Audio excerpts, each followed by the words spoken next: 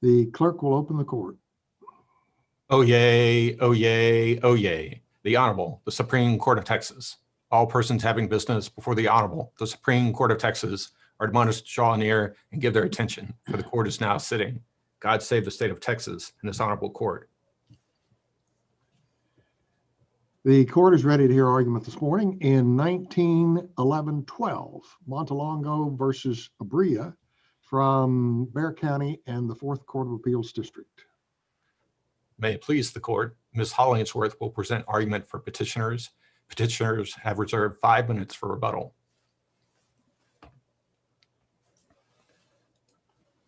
Good morning, Your Honors. May it please the court. The Court of Appeals opinion in this case must be reversed. This court has told us often that the legislature says what it means and it means what it says. The TCPA is unequivocal. A party has the ability to file a motion to dismiss within 60 days of the service of the legal action. And the statute tells us what a legal action is. It says it is a cause of action. In this case, the Court of Appeals recognized that there were 3 new causes of action that were added in the amended petition: fraud, fraudulent concealment, and conspiracy. Despite this, the court held that those new causes of action did not trigger the ability to file a motion to dismiss. It added an additional requirement that, frankly, is not in the language of the statute. It stated that the cause of action needed to be based on newly alleged facts. Now, the rationale behind that was the idea that this statute is designed to protect certain activity. And those detailed factual allegations put the petitioners on notice that that activity was being attacked. The problem with the Court of Appeals analysis is that it ignores the design of the statute. Yes, the statute's designed to protect that activity, but it does so by allowing a party to seek dismissal of a claim, of a legal theory. Under the Court of Appeals analysis, a litigant isn't allowed to determine whether a claim has merit. They're to look to see, are the facts attacking TCPA protected activity? And then at that point, they have an option. They can seek to dismiss based on whatever claim is pleaded, without regard to whether that claim is meeting the elements or not. But that's a precarious position to put litigants in, because the statute contains a provision that allows a movement to be sanctioned for frivolous conduct. Petitioners in this case are asking the court to adopt a bright line rule.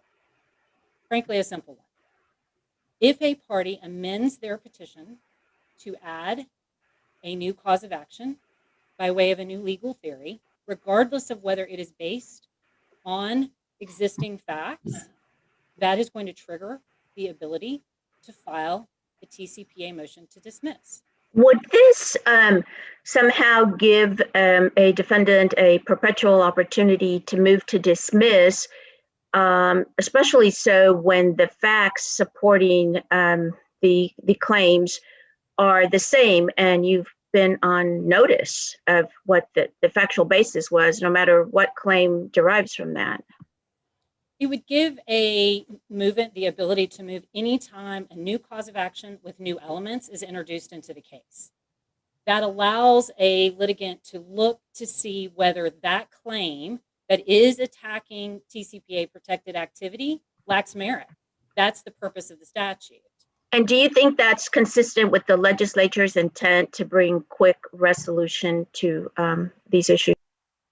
I think that it is consistent with the legislature's intent to avoid gamesmanship, to avoid the ability for someone to creatively plead around the protections provided by the TCPA. One of the issues that we point out in our briefing is that, particularly in light of the amendments to the TCPA, as the court knows, this case is controlled by the pre-2019 amendments. But the definition of legal action to include a cause of action didn't change. Cause of action was not further defined in the statute. So what this court says in this case will have impact on both pre-2019 and now. But we've Then- said many times over and over that a cause of action consists of the operative facts giving rise to a right to legal relief. So why shouldn't we assume that that's the definition that the legislature intended when they used the phrase cause of action? We agree. The definition of cause of action does include the operative facts, but it also includes the idea of a legal theory in a lawsuit. This court in GHP versus Paxton noted that a term can have multiple meanings. The test is to determine whether those meanings are inconsistent with the language of the statute. And in this case, the definition of cause of action to include a legal theory is not only consistent with the statute, it's required by the way the term legal action is used throughout the statute. If the court looks at 27.003A and B and 27.005 B, C, and D, what you'll see is the statute discusses dismissal of a legal action. This court knows we can't dismiss operative facts, but we can dismiss a legal theory. So the statute, in the way it uses the term legal action, dictates that we apply both definitions to cause of action.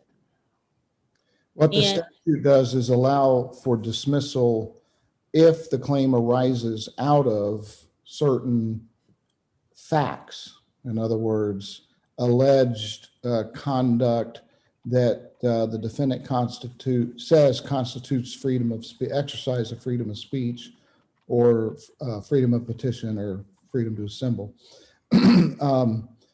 If the basis for dismissal is facts, then how could it ever make sense for the right to file the motion to dismiss to be based solely on the legal theory?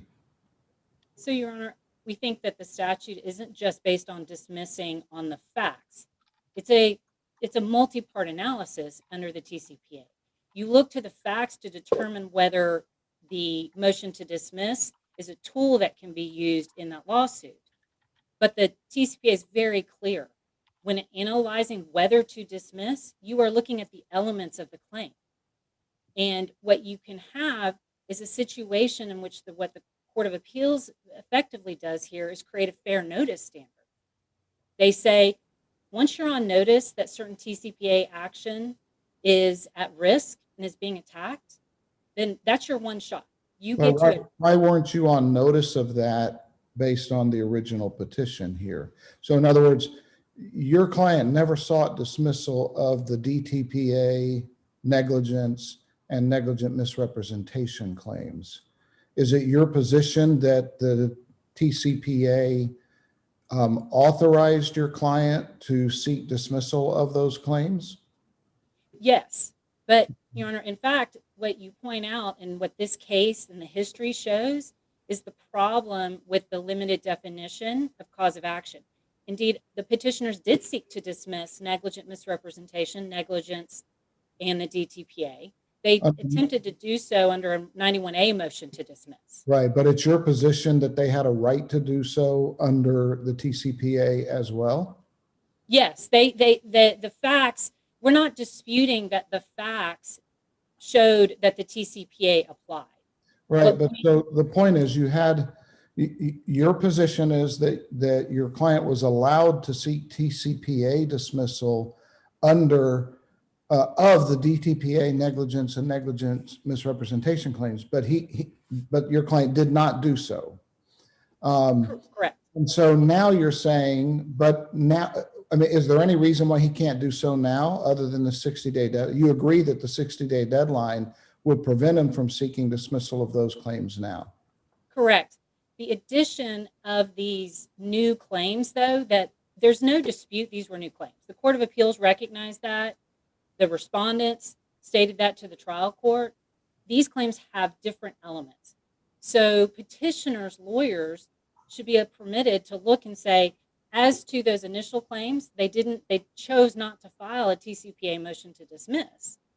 But when a fraud claim and a fraudulent concealment claim and a conspiracy claim, which were added because they had 4-year statute of limitations, they were added to avoid the argument of the statute of limitations bar, the TCPA permits them to seek to dismiss. As I was mentioning earlier, the amendments explain to us why, paired with the Court of Appeals opinion, how it would be very easy moving forward for practitioners to avoid the TCPA. The Ms. amendment, Hollingsworth, my question is, how would the defendant file a motion to dismiss claims that had not yet been made if they haven't been made? that's correct, Your Honor. That's one of the problems with the one shot. Once you're on notice of the facts, you can only move to dismiss the claim that existed in the pleadings. The trial court doesn't have the ability to seek to dismiss a claim that is not before it.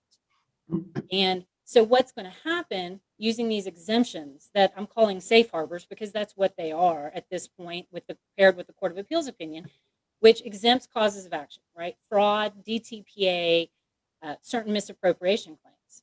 All a litigant has to do is plead a very detailed factual recitation, assert one claim, the exempt claim, and then wait, because Texas has liberal pleading rules. Wait, and then on the 61st day, on the 100th day, add those additional causes of action, because they cannot at that point, based on the Court of Appeals opinion, if they're based on those existing facts, be challenged. For example, if you have a case that involves fraudulent and defamatory statements, a litigant is just simply going to plead all the facts that support both claims, and they're only going to plead fraud. And then on the 61st day, they're going to assert that defamation claim, but it's now protected under the Court of Appeals theory. The court in Better Business Bureau of Dallas versus Ward was somewhat prophetic, and they recognized, they said, the definition of a legal action in the statute is broad and evidences a legislative intent to treat any claim by any party on an individual and separate basis. Now, what the court was dealing with in that case was multiple amendments. They had added parties, defendants, plaintiffs, claims. But in particular, what they found was as to an added plaintiff who asserted the same causes of action that the prior plaintiff had asserted on the same facts against the existing defendants, that those existing defendants could move to dismiss that party. And that makes sense because the party had never been in the action, could not have been dismissed from the action, the claims they were asserting. But that's no different, frankly, than what we have here, which is the case of a new claim. As Justice Lehrman noted, that claim was not in the pleadings. Therefore, the district court would have had no ability to dismiss that claim. In the same way, the litigants would have had no ability to assess whether that was a claim they wanted to seek to dismiss because they thought it was meritless. The plain language of the statute here is that a legal action is defined as a cause of action. A cause of action is not defined by the statute, but this court has told us on numerous occasions that we can look to its common meaning. The common meaning of a cause of action as defined in Black's Law Dictionary is both the operative facts that give rise to the plaintiff's ability to seek relief and a legal theory. The Court of Appeals ignores that second definition, and in doing so adds language to the statute that frankly doesn't exist, which is that the cause of action has to be based on some kind of new facts. That's not what the statute requires.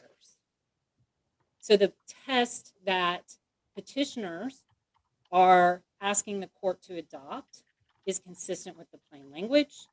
It's consistent with the broad legislative intent of the use of the terms in the statute to prevent gamesmanship, so that when a party adds a new claim with new elements, a new legal theory, even if it's based on existing facts, that is going to trigger a party's ability to file a TCPA motion to dismiss.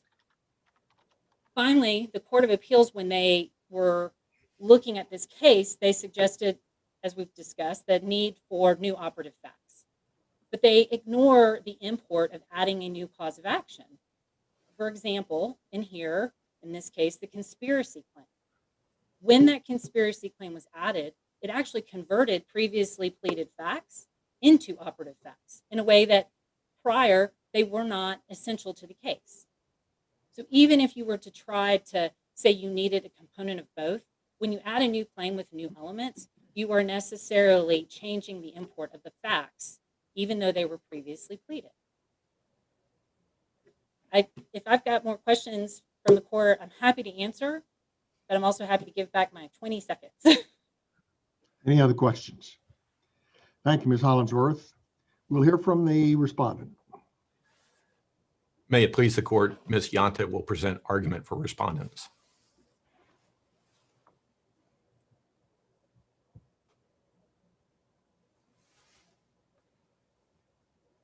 You're muted, Ms. Yanta.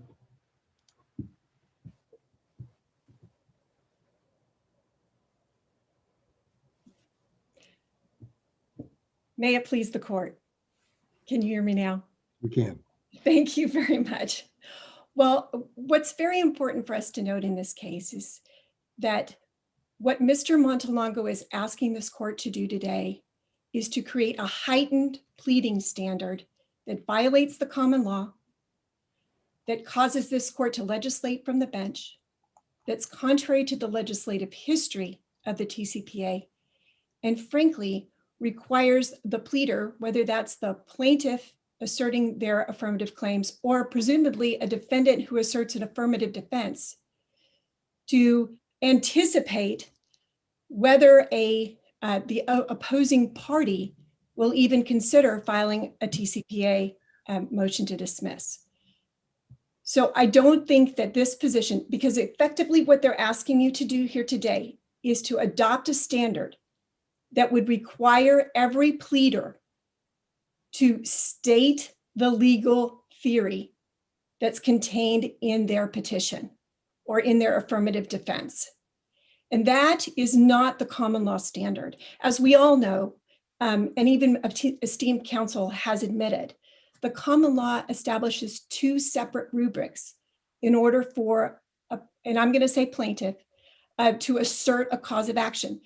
The first, you can do what happened in Kinder Morgan. You can just assert the legal theory under valuation under the property code. We also did that in our original petition, specifically stating that we are suing for those legal theories of the DTPA, negligence, and negligent misrepresentation. But in our original petition, in that very first paragraph, we put the plaintiff, we put Mr. Montelongo on notice that we are also using the other rubric for pleading a cause of action, because we state that we are asserting a cause of action, and I think the language was cause and other causes to be identified as set forth herein, which is in the very first paragraph. Ms. Yanta, I'm just Yes, curious as to how the defendant could possibly file a motion to dismiss a claim that hasn't been filed. What would they file? A motion to dismiss anything that could possibly be filed based upon these facts? I have two responses to that. First, Your Honor, while we admit that we more specifically pled, in a sense, the fraud claims in our amended petition, we do not admit that those fraud claims were not embodied and contained in our original petition. It is our position. But didn't those fraud claims have different elements that had to be shown at the front end? Good question. In fact, we sought a recovery for knowing violation of the DTPA. Essentially, those elements are almost exactly the same. So our petition contained facts that supported each element of a fraud cause of action. But if you were successful, let's say, in your argument today, then in future cases where that new claim may not involve the same elements, how would that work? That is a very good question. And here's the answer. In order to assert that new cause of action that doesn't have the same elements or similar elements, materially, substantially the same elements, then the plaintiff would have had to plead additional facts, additional material facts. And that is indeed the proper standard here, because it complies with the common law. And I want to answer your first question, because what would a plaintiff or what would a defendant do? Under the common law, when we read our pleadings as a defendant that the plaintiff has asserted, we are put on notice for every cause of action that is embodied in that petition, whether it's a legal label or the pleading of the operative facts. We are placed on notice, and we as defendants have an obligation to assert any and all defenses. If we are unsure, and if you read our petition, our original petition, I could see it is rational for Mr. Montelongo to say, even though they've used the word fraud in the opening paragraph, they haven't actually included a count for fraud. So maybe they are asserting fraud, maybe they're not. The law has a very quick and easy solution for that, which is the obligation under the common law for a defendant to file special exceptions. An easy, customary, very quick motion can be heard on 3 days' notice. In the off chance that a court's docket is so busy that a court can't get to a 10-minute hearing on a special exceptions, that would be the basis for the defendant to file a motion for extension of time to file their TCPA motion, saying we're not sure whether these 422 students, who are the plaintiffs in this case, are indeed suing us for fraud. So, Ms. Yanta, could you submit to the jury the fraud question absolutely. Without the additional pleadings? Like, you think you could get a jury charge on that? Absolutely, we could, Your Honor. Absolutely, 100%. Without pleading fraud?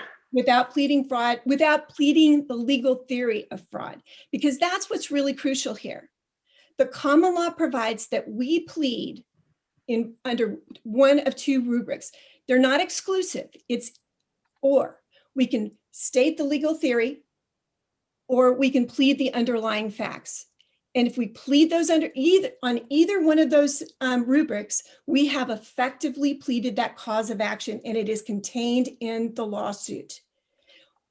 Yanta, how do 27005 B and C work together under your interpretation? Because B says, the first inquiry is the legal action based on one of these protected activities? And then C says, even if it is, you don't dismiss if there's a prima facie case for each element of the claim, each essential element of the claim. So if legal action means something different from essential elements of the claim, then how is that going to work under B and C? Are you going to end up having to prove all your claims, even if the essential elements don't have anything to do with the right of free speech, for example? Well, that's a good question, but I think the right answer here is that we're supposed to consistently define a word throughout a statute. Legal action is defined as cause of action. And under the common law, cause of action is defined as both the stated legal theory and the pleaded operative facts of each element of a cause of action. Kelsey, you said legal action was defined as cause of action. I thought the definition is quite a bit more expansive than that, and cause of action is just one example of a legal action. Another example being any claim for legal or equitable relief. And so no matter what cause of action means, it seems that you've got to explain why your additional counts are not claims for legal or equitable relief. Well, I think, Your Honor, at least in regards to this case, we have focused on what does cause of action mean.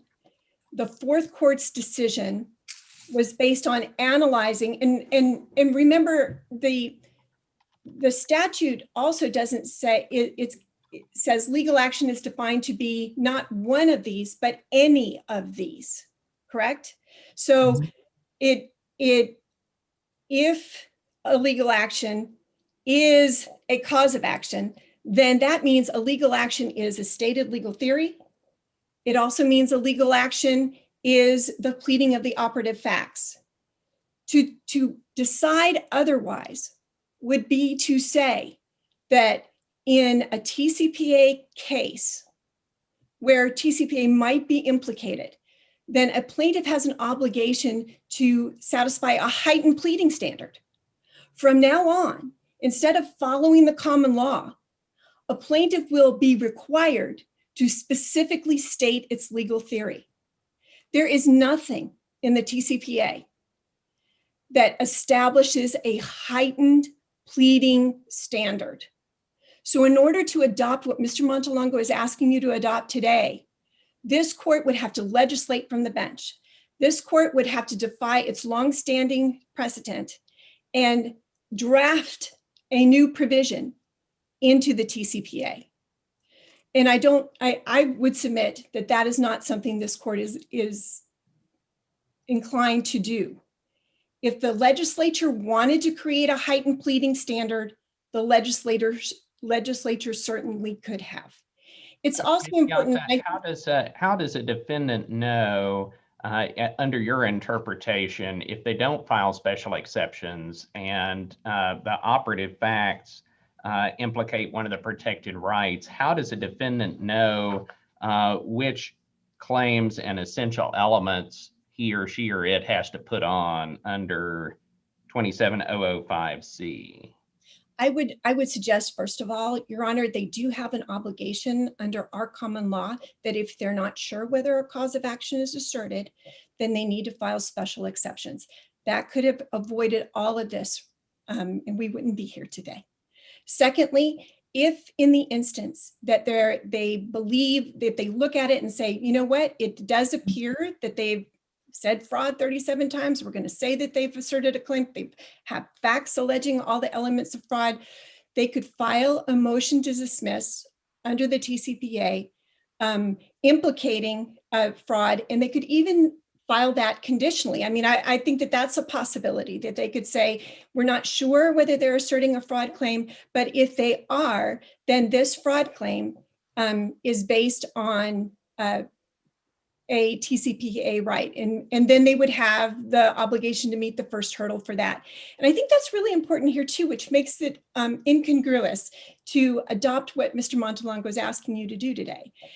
Here, it is undisputed that the TCPA motion is based on 3 sets of factual claims. So 3 operative facts. One is self-dealing, one is predation, and the last one is Facebook scrubbing.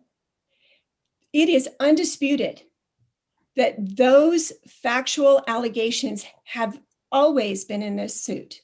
They were absolutely contained, and it's not disputed. They were all contained in the original petition. So here would be the incongruity. They chose not to seek dismissal. They didn't even assert that self-dealing, predation, or Facebook scrubbing somehow implicated a TCPA right within the first 60 days of the filing of this lawsuit. They waited until the second amended petition, but their TCPA claim is based on those same factual allegations: self-dealing, predation, and Facebook scrubbing. So if that was allowed, if they could now bring a TCPA motion to dismiss, and let's say somehow that does get dismissed, then we have this lawsuit where, as to DTPA, negligent misrepresentation and misrepresentation and negligence, the plaintiff can continue to assert self-dealing, predation, and Facebook scrubbing, but somehow, even in the face of a dismissal of the fraud claim based on those same facts. So it is incongruous. Well, but isn't that just the TCPA says that? I mean, it says you look to the elements of the claims to decide whether there's a prima facie case or to decide whether a defense has been established. And so it seems natural under that rubric that some claims based on certain facts could survive and other claims based on certain facts could not survive because the claims have different elements. In our particular scenario, Justice, there are not any new facts, and the elements of fraud were pleaded in our amended petition, and were implicated in the amended petition. So I do agree with you in that instance, but that's when all of those, the entirety of the TCPA protections can be heard at once Ms. Johnson, and early in the litigation. does the TCPA apply to the DTPA claim that you asserted initially? Well, that is a good question. It is our position that all of the claims in our lawsuit fall within commercial speech. So the DTPA claim that's based on self-dealing, predation, and Facebook scrubbing, because there's the DTPA claim, and even in fact, there is a fraud claim that's just based on deception, based on lying, that Mr. Montelongo lied about what these real estate seminars were really selling. And by the way, that fraud claim is unassailed. The only fraud claims that they have brought forth. Let me simplify my question then. Let's take a different case where the plaintiff pleads facts A, B, and C and asserts a DTPA claim, and that's the only legal theory asserted based on the pleaded facts. The TCPA exempts such DTPA claims from its coverage, right? So the defendant would not be able to file a motion to dismiss that claim as asserted on the legal theory of DTPA, correct? I agree with you. What's your Right. response to the scenario that your opposing counsel raises, where the plaintiff asserts a DTPA or an insurance code claim or some claim that the TCPA does not apply to, and so dismissal is not available, and then waits 60 days and adds a new legal theory based on the exact same pleaded facts? Isn't that a way that the plaintiffs could forever avoid any TCPA application? If the defendant sat on their hands and didn't meet their obligations that they're required to under the common law of Texas, which is when a pleading asserts operative facts of a cause of action, that cause of action is indeed pleaded. And so they would have needed to file special exceptions and confirm that that in legal theory, that cause of action is not being asserted, even though it is pleaded in the petition, or they could file a conditional motion to dismiss based on what appears to be a cause of action that may not be labeled, but is still effectively pleaded because those operative facts are contained within the petition. So there is a solution to this problem, and it's the same problem, it's the same solution that defendants, that parties bear today under the common law pleading standards. To do otherwise would, and create that higher standard and say, no, well, a pleader has to actually state what the legal theory is. That would require this court to decide that the TCPA contains a higher pleading standard. And there's nothing in the TCPA that provides for that. There's no language that says that. So I think if under the amended language of the TCPA, which I understand doesn't apply to this case, but if you had a case under the amended language, do you think that your argument would be different given that the language talks about procedural actions that do not amend or add a claim for legal, equitable, or declaratory relief? Does the addition of that language suggest that at least going forward, the legislature means to select the sort of legal theory model rather than the operative facts model? That would indicate, wouldn't it, that if the legislature wants to establish a higher pleading standard, the legislature does so. But do you think that's what they've done in the amended version? You know, Your Honor, I haven't really thought about that extensively. I primarily focused on the law as it applied in this case. And, but it's an intriguing question. And it certainly, if that is what that provision does, it certainly reinforces that if the legislature wants to have a higher pleading standard, the legislature has the means to do so, and this court should not legislate to the bench. There was a decision that was decided, that was rendered by the 14th Court of Appeals in August. It was Petrobras versus American Astra. And they had a holding, it was written by Justice Spain, I think Justice Christopher, and I'm probably going to mispronounce this, Posant, also wrote that opinion. And I thought they had a holding that may be instructive for the court. And that is only an amended petition asserting claims based upon new factual allegations resets the TCPA deadline.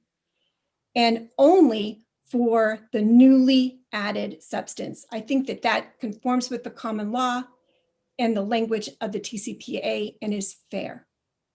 Any other questions? Thank you, Ms. Yanta. Thank you very much. I appreciate the opportunity. Ms. Hollingsworth, you have 5 minutes. Thank you, Your Honors.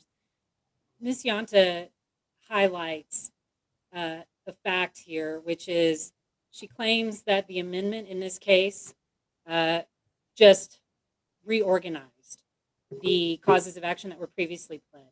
But it really begs the question as to why they amended. If those causes of action were already included, what was the need to specifically plead them and include the new elements? In fact, the trial counsel in this case for respondents at CR 333, paragraph 7, admitted that these were new causes of action. What Ms. Yanta suggests to use special exceptions in the way that she suggests that we use special exceptions isn't quite in line with how they're used in the law. We don't use special exceptions to require people to plead claims. We use them to clarify when there's missing elements, when we can't tell what someone's pleaded. It was very clear from the petition, the original petition in this case, that they pleaded negligent misrepresentation, negligence, and DTPA. They were particular in doing that. The history of this litigation shows that. They tried to plead fraud-based claims in federal court, and those were dismissed. When they were then faced with a statute of limitations argument, they chose to amend to add claims that had 4-year statute of limitations. And that highlights the distinction here. The TCPA is designed to deal with the merits of claims. That is the only way it can dismiss. Ms. Hollingsworth, if you're entitled to file a motion to dismiss the newly pleaded fraud claim and the plaintiff is unable to put on a prima facie case to support that claim, and therefore you're entitled to dismissal of that claim, wouldn't you necessarily also be entitled to no evidence summary judgment on the other claims that were previously pleaded but based on the same facts? There is definitely that potential. You will see that overlap in cases where litigants use different tools to challenge claims. So yes, you might see that instance in which a dismissal under the TCPA of a particular claim may provide a roadmap in the future to use other tools like a summary judgment, as the court has suggested. Justice Busby mentioned the newly amended language to the TCPA, and we think that language is another clear indication that the statute defines legal action to include a claim. That amendment is very clear. It says a legal action isn't a procedural motion unless it amends or adds a claim. And that's what's happened here. The test proposed by respondents will give very little guidance to the trial courts. It will create a system of multiple special exceptions. It will create the idea of these conditional motions to dismiss. It will not allow a party to look at the merits of a particular claim and decide whether to take that claim, that pleaded claim, and challenge it using the tools the legislature gave litigants the ability to use to protect the activity they sought to protect. I don't have anything else, but if the court has more questions, I'm happy to answer. Any other questions? Thank you, Ms. Hollingsworth. The case is Thank you. submitted and the court will take a brief recess.